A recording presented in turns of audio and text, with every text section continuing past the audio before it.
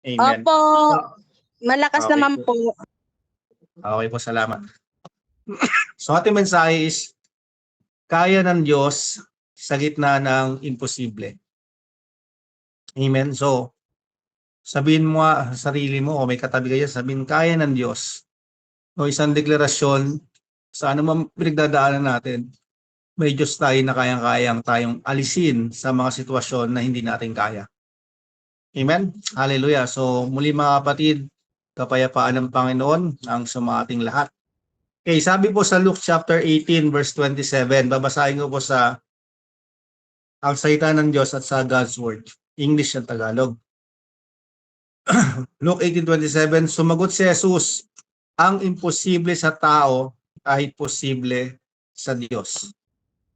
Sa English po, Jesus said, the things that are impossible for people to do are possible for God to do. Well, ang context po ito about salvation. Kung babasahin niyo po yung kabuuan, ang context po is salvation. So, sinasabi ni God na imposible sa tao na makagawa ng sarili niyang ikaliligtas. So, kung babasahin niyo po itong Luke 18 and yung patungkol doon sa isang lawyer, no? na nagtanong. And mayaman pala, no? Na nagtanong. So, balikan po natin yan mamaya. So, kailan ba natin nasasabi ang imposible?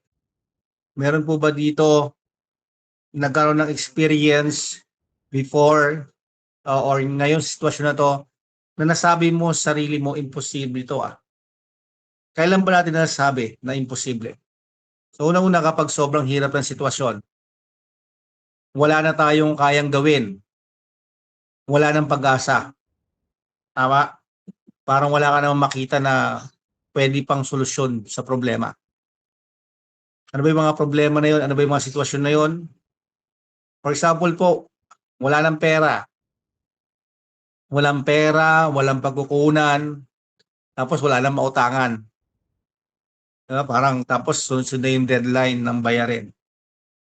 Wala ka na, stress ka na, parang wala kang kakayahan. Walang lunas na karamdaman. Sabi ng doktor, naku, wala ka ng lunas, 5 months, 3 months. Tatagal ang buhay mo. Imposible na gumaling ka pa. And yung mga simpleng bagay po sa trabaho, sabay-sabay yung project, tapos sabay-sabay pa yung deadline.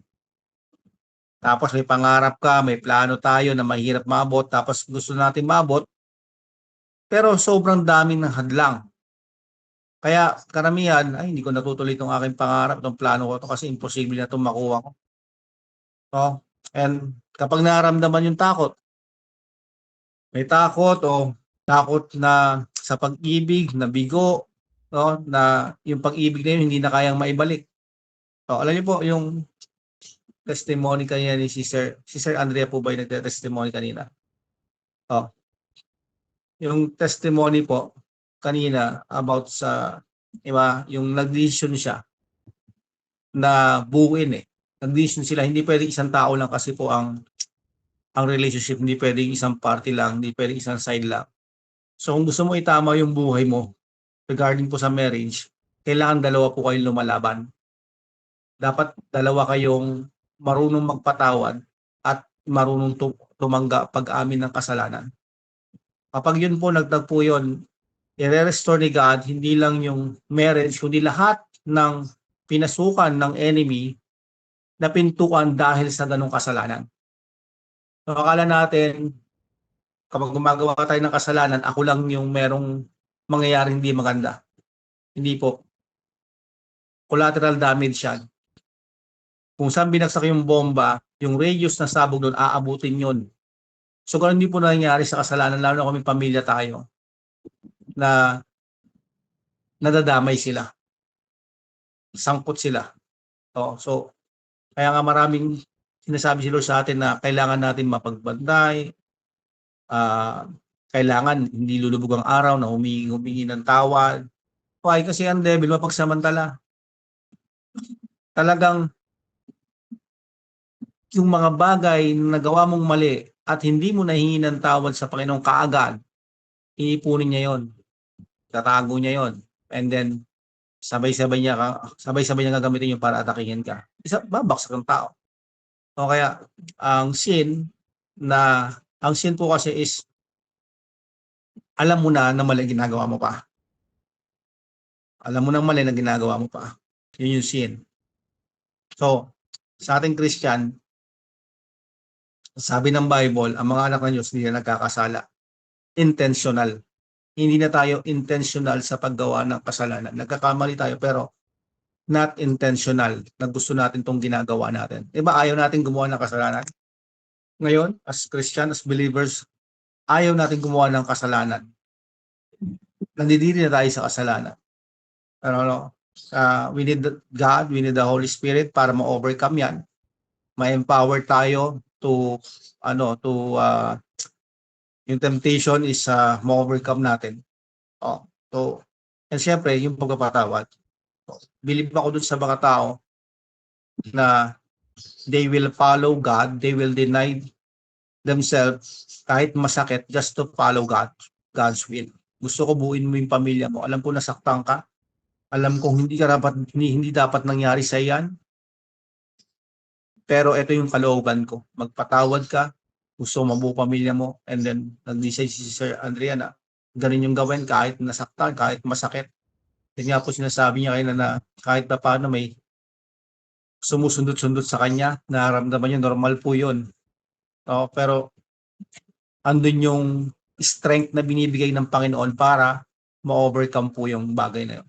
So praise God po sa buhay niya, Sister Andrea, and I bless your marriage covered by the blood of Jesus Christ, and always look dun sa mga tao, dun sa mga mahal ninyo, kasi hindi kayo kayang galawin. They can touch your spirit, yung kahit yung soul mo, yung mind mo, na kaya mo na siyang i-handle, nare-reject mo yung kasinungalingan ng enemy. But for your loved ones, maging mapagbantay po tayo, maging watcher tayo sa kanila. Sabi natin sa devil, hindi mo magagalaw ang pamilya ko, hindi mo magagalaw ang business ko, hindi mo magagalaw ang marriage ko, ang mga anak ko. Amen? Hallelujah. Okay, sideways lang po yun. Okay. Iniisip natin na, sa isip pa lang po, iniisip natin, Lord, hindi ko na kaya ito, parang imposible ito sa akin. And then feeling natin, imposible, hindi ko na kayang ayusin. So kapag yung naisip mo na at naramdaman mo na, ano po susunod? Masasabi mo na. Amen? Ang lumalabas sa bibig natin, nagsisimula yan sa isipan. At kapag naramdaman mo na, hindi mo na kayang i-contain, marirelease mo na dito sa mundo. At matutuwa na ang diablo kung ano yung release mo, negative, evil, or good, kay God and sa enemy. And may power yung tongue natin.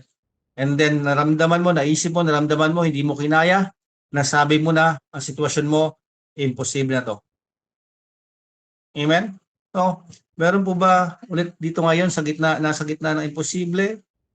Ngayon, sitwasyon, nasa likuran ng imposible o nasa harap ng imposible o nasa harap mo yung imposible? Sabihin mo sa sarili mo, kaya ng Diyos yan. So, kapag sinabi ng mundo na hindi mo na kaya yan, sabihin mo, kaya ng Diyos ko yan. Amen po ba mga kapatid? So, ang imposible ay lugar ng himala. Amen? Ang imposible ay lugar ng himala. Sa Biblia, marami pong pagkakataon na ang lugar ng imposible ay naging lugar ng himala. When we say himala, naging lugar ito ng kapangyarihan ng Diyos.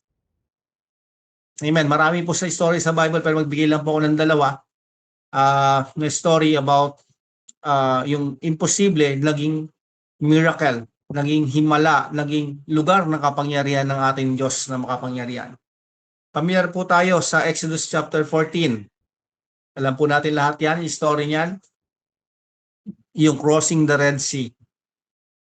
I-picture po natin.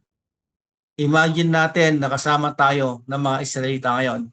Nakalabas tayo sa Egypt, na umalis po ang bayan ng Diyos sa Egypt. Yung mga Israelites. Nung lumabas po sila, nakataas po yung kamay nila. Sila po ay masaya. Bakit po? Kasi po sila ay panalo. Sila po ay matagumpay. Sila po ay nagagalak dahil natupad yung pangako ng Diyos na sila ay alisin sa slavery. Sila po ay nagpahinga muna, nag-camp muna po sila. Kaya lang, maya-maya, kasunod din sila si Paraw. Kasi nagbago yung isip ni Paraw eh. Kaya sinama ni Paraw yung 600 of his best men. Tapos kasama lahat ng chariots, may mga ngabayo, nakasakay yung mga opisyal niya. And then nakita po yun ng mga Israelita na si Paraw at yung kanyang hukbo, ang kanyang army ay papalapit na sa kanila. So imagine nyo po, yung mga kasama ni Paraw is mga skilled na talagang warriors. And then yung mga Israelites is may mga warrior pero hindi lahat, pero maraming mga bata, matanda, may mga dilaga, binata na hindi naman nakalaan para lumaban. So sobrang takot ng damdamin nila, sobrang takot na naramdaman nila. At nagsimula po sila nag-iyakan. Iyakan yung bata, matanda, ate, kuya, magulang. Sabi po sa Exodus 14 verse 11 to 12. Ang kanilang sinabi kay Moises, dahil ba sa walang libingan sa Ehipto, kung kaya dinala mo kami rito upang mamatay sa ilang? Bakit ka gumawa ng ganito sa amin na inilabas mo kami sa Ehipto? Di ba ito ang sinalita namin sa iyo sa Ehipto na sinasabi, pabayaan mo kami ng mga paglingkod sa mga Ehipsyo, sapagkat lalong mabuti sa amin ang maglingkod sa Ehipsyo kaysa kami ay mamatay sa ilang. So ito po yung response ni Moises. Ang response ni Moises, sinabi ni Moises sa bayan, huwag kayong matakot. Tumigil kayo, 13-14 kalukong lang po. Tumigil kayo at tingnan ninyo ang pagliligtas ng Panginoon na gagawin sa inyo ngayon, sapagkat ang mga Ehipsyo na inyong nakikita ngayon ay hindi na ninyo uli makikita magpakailanman. Ipakikipaglaban kayo ng Panginoon at kayo'y tatahimik. Amen. So bilang leader, si Moises po ang leader. Bilang leader, kailangan yung pananampalataya mo nakikita. So pinakita ni Moises na nagtitiwala siya sa Panginoon, walang takot. Hindi nangatalang boses na sinasabi, ipaglalaban tayo ng Diyos, ililigtas tayo ng Diyos. Kita niyo po yung character ng isang leader. Meron pong pinakita sa akin ang Lord dito about sa leadership kay Moises. Sa verse 15 po, Exodus 14:15, ang sabi ni God, the Lord said to Moses, why are you crying out for help? Tell the people to move forward.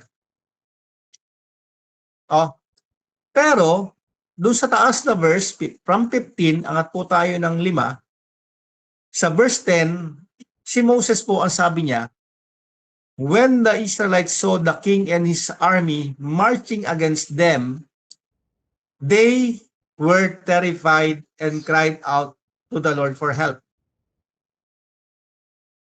Si Moses, sabi niya, they are terrified and cried out to the Lord for help. So si Moses po yung nagsulat ng unang 5 aklat na sa Old Testament. So kasama po yung Exodus. Sa verse 10, ang sabi niya, ulitin natin, ang sulat niya, they were terrified and cried out to the Lord for help. Verse 10. Pero God revealed, sige, lang po lang, unahin natin sa 11 and 12. Sa 10, sabi niya, they were terrified, sila'y takot na takot, sila'y umiiyak, humingi ng tulong sa Panginoon, yung bayan ng Israel. Hindi po siya kasama, yung bayan ng Israel. Sa 11 and 12, verse 11 and 12, si Moses tumayo para kalmahin yung tao. Hindi siya nakisali sa pagkatakot at pag-iyak nila.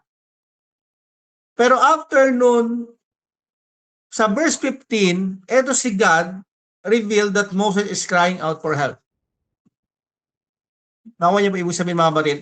Sideways lang po ulit to, no? So hindi po to yung pinakabuo ng mensahe natin. Ito po yung mga sideways lang po. Sabi ni God that Moses was crying out for help.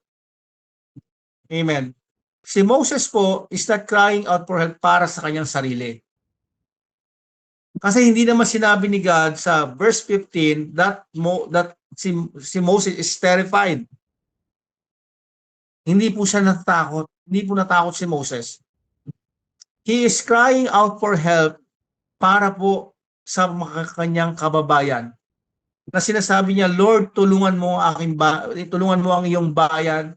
Lord, tulungan mo po. Lord God, wala pong mamatay. Bakit? Kasi yun yung sinasabi nila sa kanila, kami mamamatay sa ilang. And Moses, point God, Lord, ikaw lang mahagawa nito, walang mamamatay, lahat kami mabubuhay, lahat matutupad yung pangako mo sa amin. Amen po ba mga kapatid? As a leader po, no? Sometimes yung leader natin, hindi mo nakikita na verbally na parang natitreaten or umiiyak, umihikbi. May mga ganung mga leader. Pero hindi nakita ng mga tao yung ganung character na si Moses pala,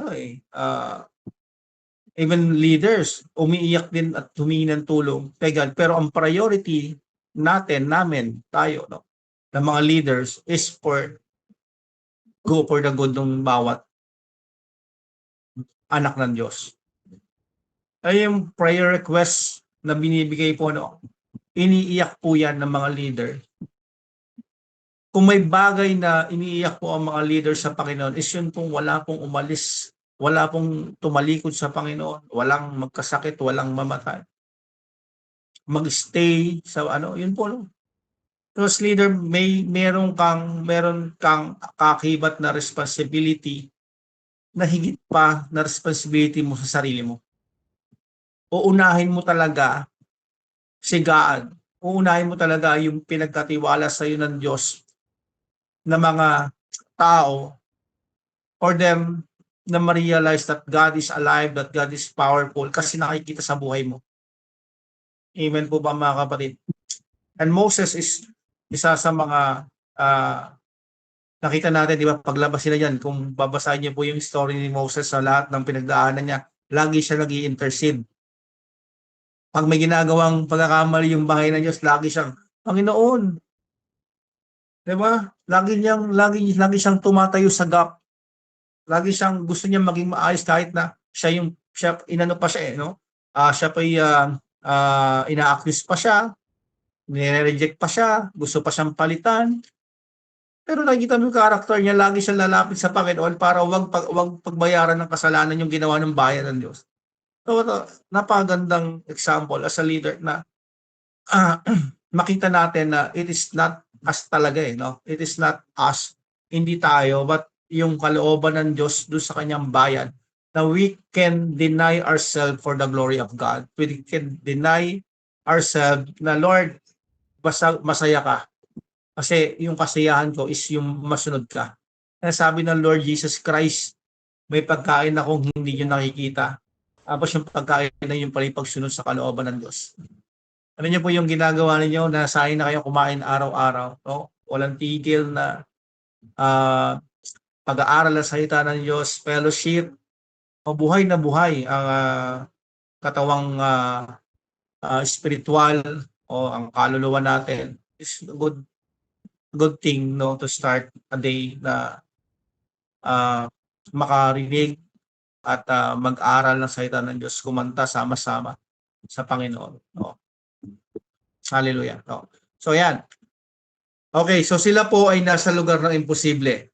Bakit po? Kasi sa likuran nila nandun si Pharaoh at kanyang buong army. Kung babalik po sila doon, sasabihin nila, pag bumalik tayo, papatayin tayong lahat. And then sa harap po nila, meron pong dagat na pula. And then malulunod. Oh.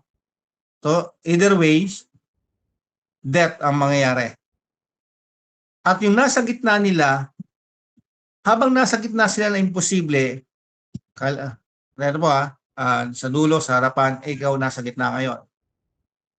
At habang nasa gitna sila ng imposible, ano po yung nakikita nila? Ang nakikita po nila ay ang kanilang sarili, takot at alinlangan. Amen po mga kapatid. So kailangan magdesisyon. Pero ang sabi ng Panginoon kay Moses, "Why are you crying out for help? Tell the people to move forward." Hindi niya sinabi na, "Sige, bumalik na lang kayo sa Egypt. Sige, mag-stay na lang kayo sa gitna." Ang sabi ni God, move forward, pumunta kayo doon sa Red Sea. Amen? Alam niyo po nakakatuwa dito, hindi po nag-provide ang Diyos ng bangka. Hindi rin po nag-provide ang Diyos ng tulay. Why? Eh doon mo ilalagay yung pananampalataya mo eh. Can you imagine this mga kapatid? Kung walang gamot, kung walang meds, walang doktor, saan mo ilalagay yung pananampalataya mo lang? Kay God. By His stripes you were healed. Eh kaya lang nangyari dahil may mga doktor, hindi pa ako against sa mga doktor. I just want to magnify God's word, yung word ni Jesus Christ na mas mabisa doon sa mga tinitake natin. No? So kung walang gamot, kung masakit ang ulo mo at walang paracetamol, ang sasabihin mo lang, by the wounds of Jesus Christ, I am healed. Eh dahil may gamot, ay meron nakasanayan ng tao na kapag masakit ang ulo, kailangan ko uminom ng paracetamol. Dahil ang paracetamol, gamot sa sakit ng ulo. Amen? So ngayon, nahati ngayon ang iyong pananampalataya, nahati ngayon ang iyong kalooban, ang iyong isipan. Pwede naman ang gamot. Pero di ba naisip na mas lalong pwede ang salita ng Diyos? At dahil walang nilagay ang Diyos na tulay o bangka, wala na silang ibang lalapitan pa. Wala na ba silang tatakbuhan, kundi sumunod sa salita ng Diyos na move forward. Nakuha niyo po ba ibig sabihin? Ulit ko, don't get me wrong, I'm not against sa medicine o sa doktor. Kung nag-take po kayo, no problem. It is your faith. It is your decision. Hindi ko rin po kayo pinagbabawalan. Bakit? Gusto ko pong i-share sa inyo that the Word of God, by His wounds, we are healed, is effective. Sobra. Amen? Ano nangyari po? Hindi po inalis ng Diyos ang dagat. Alam niyo po kung anong ginawa niya? Hinati niya ang dagat, hinati niya ang imposible. At may sarili akong paraan kung paano hinati ng Diyos yung imposibleng salita. So hindi po niya hinati sa gitna. Alam niyo po kung ano itinanggal ng Diyos sa salitang imposible? Kung anong letra? Yung nasa unang dalawang letra ng imposible ay letrang I-M. Amen. Kung gusto mo makaranas ng miracle sa buhay mo, tanggalin mo yung sarili mo, yung I-M sa imposible at magiging posible lahat na kung ano man yung pinagdadaanan mo na parang hindi mo na kaya. Amen. Hallelujah. Sa sandaling isinuko mo na ang iyong sarili sa Diyos, lahat ng imposible, dahil tinanggal mo na yung sarili mo, yung I am, sa salitang imposible, sa buhay mo ay nagiging posible. Amen po ba mga kapatid? Hallelujah. So last year, February.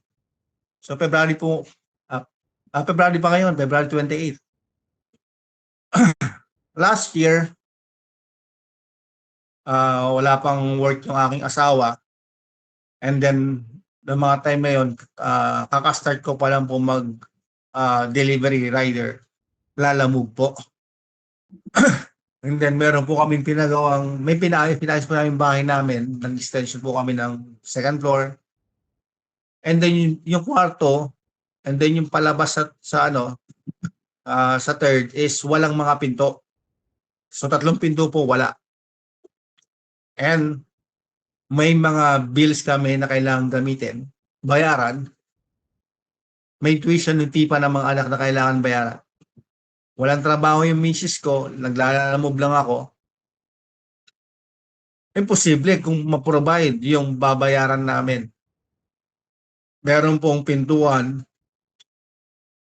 na hindi naman sasapat yung aking kinikita sa lalamove. Ang araw-araw lang po talaga support. Tuition fee pa. So ngayon, nasa likuran ko, hinahabol ako ng mga credit. Nasa harapan ko yung mga paparating. Nasa gitna ako ng imposible financially na makapag-provide ako ng malaking halaga para makover yung lahat ng expenses namin, bills namin. Ayan. And then, I decide, Lord, hindi ko na kaya to. Lord, gumagawa ako ng paraan pero hindi ko na kayang ma-provide ito. Lord, I claim my inheritance. I am your child.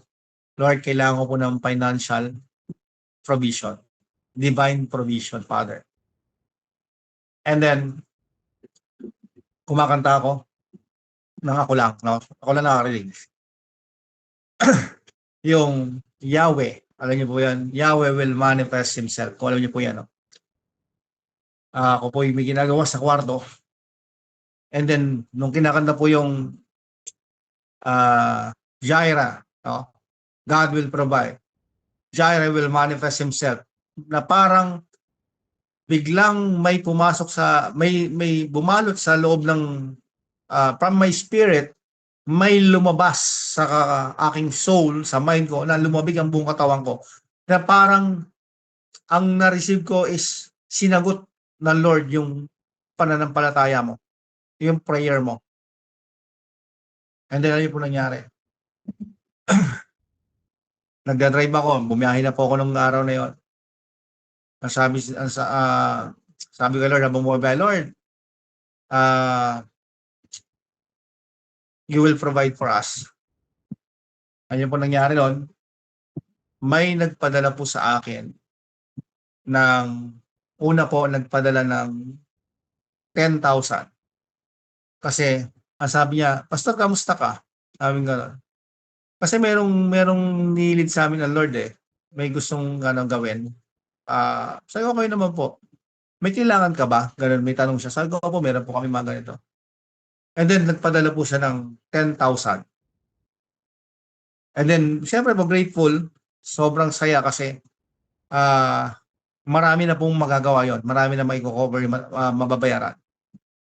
And then, nagulat po ako habang nasa Novaliches ako, kung nakaalam yung Novaliches, Pure Gold sa Bandang Gulod, Nitang, ganyan.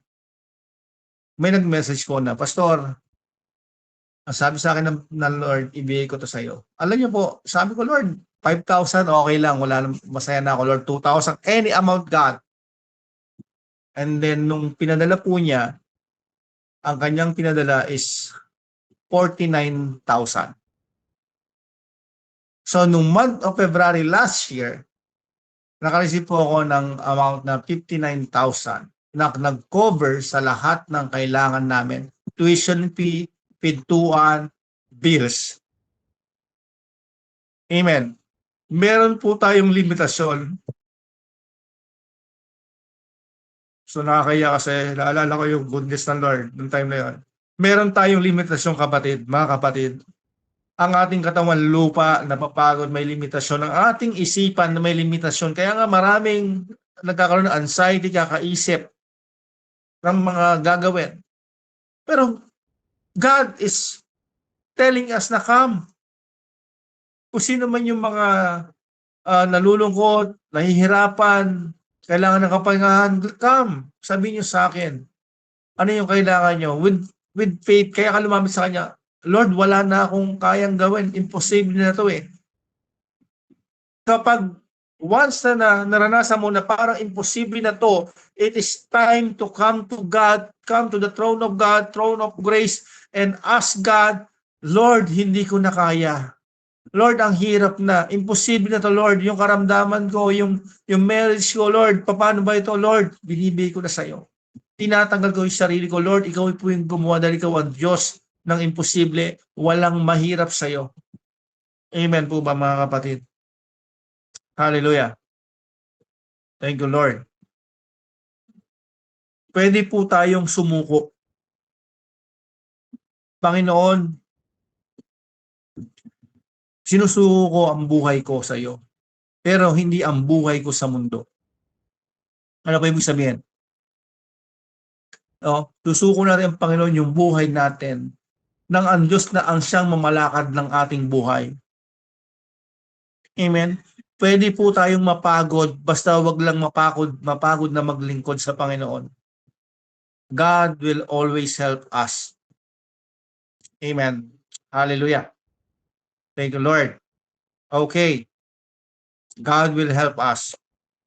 Sure po yan. Sigurado po yan. Siya ay hindi lang po siya Diyos sa atin. Siya po ay Ama nating Diyos sa langit. Tayo po ay anak. May nagtanong sa akin kahapon, kagabi, Pastor, paano po yun? Hindi ko po nagawa yung pinapagawa sa akin ng Lord. Kasalanan po ba yun? Sabi ko sa kanya, inutusan ka ng tatay mo na bumili ng suka, pero hindi ka bumili. Pero nung naluto na yung ulam, pinakain ka pa rin niya. Amen? Napakalawak po ng pag-ibig ng Diyos, mga kapatid. So kung meron man tayong lahat naman tayo may mga shortcomings pagdating kay God. Even pastor, ako po, I testify or ako, inaamin ko po, meron akong pagkukulang sa Panginoon. Pero hindi ko nakikita sa kanya na pababayaan na kita dahil sa ganyan. Hindi po andun pa rin yung pagiging ama, katulad natin na bilang magulang na may pagkakamali mga anak natin. Dito pa rin sa bahay matulog, tinatanong pa rin siya kung kamusta siya, pinag-aaral pa rin siya, pinapakain pa rin siya. And how much more yung God na sa heaven na napakabuti sa atin na tayo ginawa niyang mga anak. Amen. Hallelujah. Okay. Okay, next po. Pamilyar po kayo sa story ng mga kaibigan ni Daniel. Sila po ay sina Shadrach, Meshach, and Abednego. Sa Daniel chapter 3 po ito. Hindi ko na rin po babasahin yung pabukan ng istorya. Kwento na lang po natin. So, si Haring Nabucodonosor. Tawa po ako dito kasi medyo mahaba yung pangalan ni nung hari. Kaya ang ginawa ko po dito, pinutol ko po yung kanyang pangalan. So para hindi na po ako mahirapan magsalita, magkanda bulol-bulol. Papakita ko po yung pangalan niya ng Donosor, hindi po dinosaur yung huling part lang, Donosor. Si Haring Donosor, gumawa po siya ng isang larawang ginto.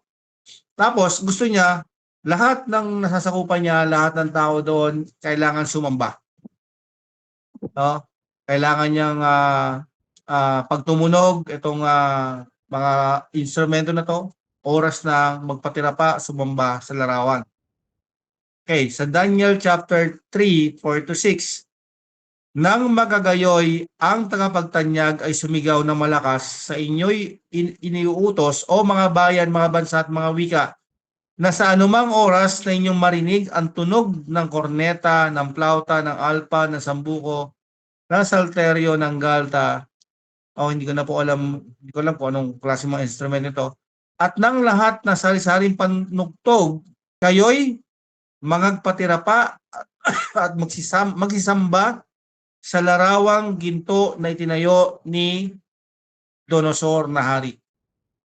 At sino man na hindi magpatira pa at sumamba sa oras na yon ay iahagi sa gitna ng mabangis na urnong nagniningas. So meron pong magkakaibigan. So tumunog po yung mga instrumento. So meron 3 hindi sumunod. Yung kaibigan po ni Daniel. So dahil sa galit ng hari, pinatawag sila. Sabi po sa Daniel chapter 3 verse 12, may ilang Hudyo na inyong inihalal sa mga gawain sa lalawigan ng Babylonia na si Sadrach, si Meshach at si Abednego. Ang malalaking ito o hari ay hindi ka pinakundanganan, sila'y hindi nangaglingkod sa iyong mga Diyos, ni nagsisamba sa larawang ginto na iyong itinayo. Dahil ni-report po sila, sobrang galit po ni Haring Donosor.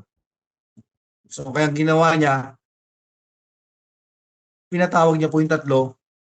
Sabi niya, sinadya niyo ba na na hindi maglingkod o magpatinapa? O Sadrach, Meshach at Abednego? Ayaw niyo maglingkod o magsisamba sa larawan na ginto na aking tinayo? So sabi po nung tatlo, Daniel 3:17, narito, ang aming Diyos na aming pinaglilingkuran ay makapagliligtas sa amin sa mabangis na hurnong nagniningas. At ililigtas niya kami sa iyong kamay, o hari. Ayan. So, yun po yung kanilang faith. Kung ginawa sa kanila, sa Daniel 3 verse 23, ang tatlong lalaking ito, si Sadrach, si Meshach at si Abednego, ay nagsibagsak na nagagapos sa gitna, amen, gitna, ng mabangis na hunong nagliningas. O sila po ay naihagis. 7 beses pinainit yung hurno. Namatay nga po yung nagdala sa kanila, di ba, naghagis sa kanila. Ang sabi nila, ang aming Diyos na aming pinaglilingkuran ay makapagliligtas sa amin sa mabangis na hurnong nagniningas. Naihagis po sila. Naihagis po sila sa apoy eh. Hindi naman nagpadala ang Diyos ng malakas na ulan para mamatay yung apoy o humina yung apoy. Hindi po pinatay ng Diyos yung apoy. Hindi rin po agad inalis sila ng Diyos sa apoy. Dahil ang ginawa ng ating Diyos, ginawa po ng Diyos na pinapanampalataya nila, sinamahan sila ng Panginoon sa gitna ng apoy. Sinamahan po sila sa gitna ng imposible. Amen. Nakuha niyo po mga kapatid. Daniel 3:24-25. Nang magagayoy, si Donosor na hari ay nagtaka at tumindig na madali. Siya'y nagsalita at nagsabi sa kanyang mga kasungganyi, di ba ang ating inihagis ay 3 gapos na lalaki sa gitna ng apoy? Sila'y nagsisagot at nagsabi sa hari, totoo o hari. Siya'y sumagot at nagsabi, narito aking nakikita ay 4 na lalaki na hindi gapos na nagsisilaka sa gitna ng apoy at sila'y walang paso at ang anyo ng ika-4 ay kawangis ng isang anak ng mga Diyos. Amen. Walang apoy na kayang sumunog sa iyo kapag kasama mo ang Panginoon. Sometimes, mga kapatid, hindi ka inaalis ng Panginoon sa pagsubok, sa problema, pero nakakasigurado tayo na kasama natin siya. Amen. Paano ka nakatagal sa trabaho, paano ka nakatagal sa marriage, paano na-sustain yung buhay mo, yung financial mo, it is because kasama mo ang Panginoon. Kung meron man na nakakaramdam na parang, Lord, parang hindi mo ako, parang wala ka, hindi kita nararamdaman. Parang pinabayaan mo ako sa laban nito, sa nangyayari sa akin. No. Kasama mo siya palagi. Amen.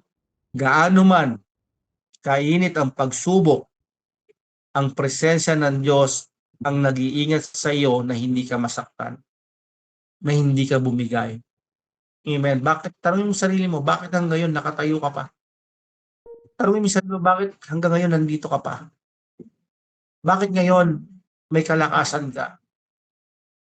Why? Because the presence of the Holy Spirit, the presence of God, ang Panginoon natin, ang Panginoon Kristo, pangako niya.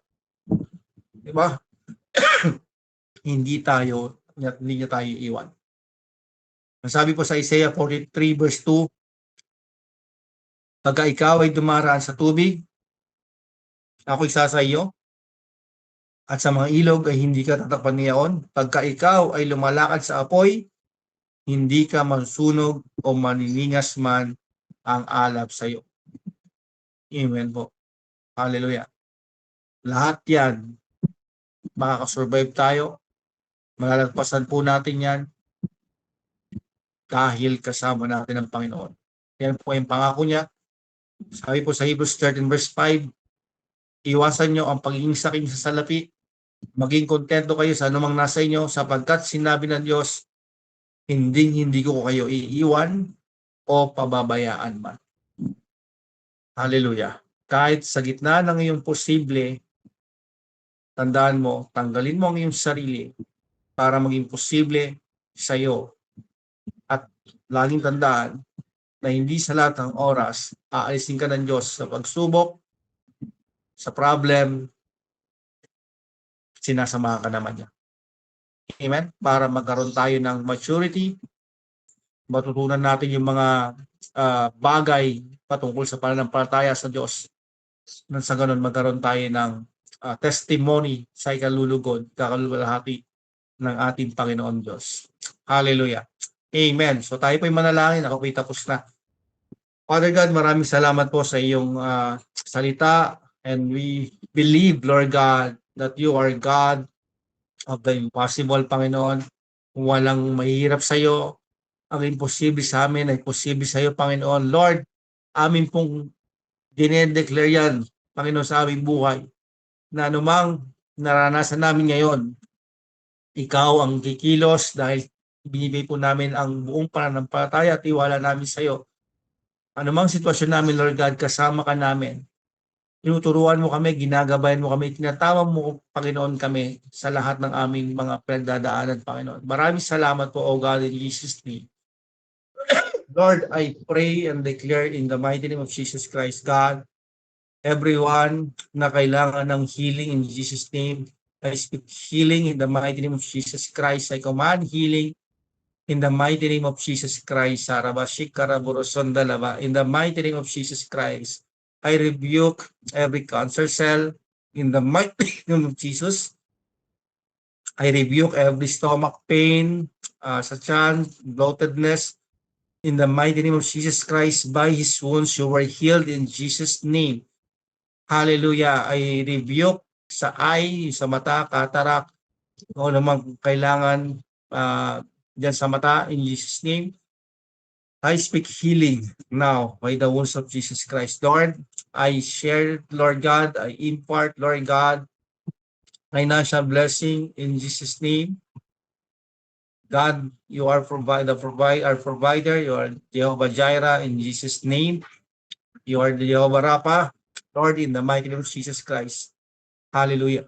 Thank you, Father, in Jesus' name. Holy Spirit, in the mighty name of Jesus. Okay, in Jesus' name. Every works of the enemy sa iyong buhay, use the sword of God. So I see a sword na God is binibigay sa iyo ngayon, yung authority to smash, to slash any lies of the enemy sa buhay mo. You are not cursed, you are blessed in Jesus' name. God's will for you is your plan for you is always good. In the mighty name of Jesus Christ. Thank you, Thank you, God. Thank you, Holy Spirit. Thank you, Lord Jesus Christ. Thank you, Father, in Jesus' name.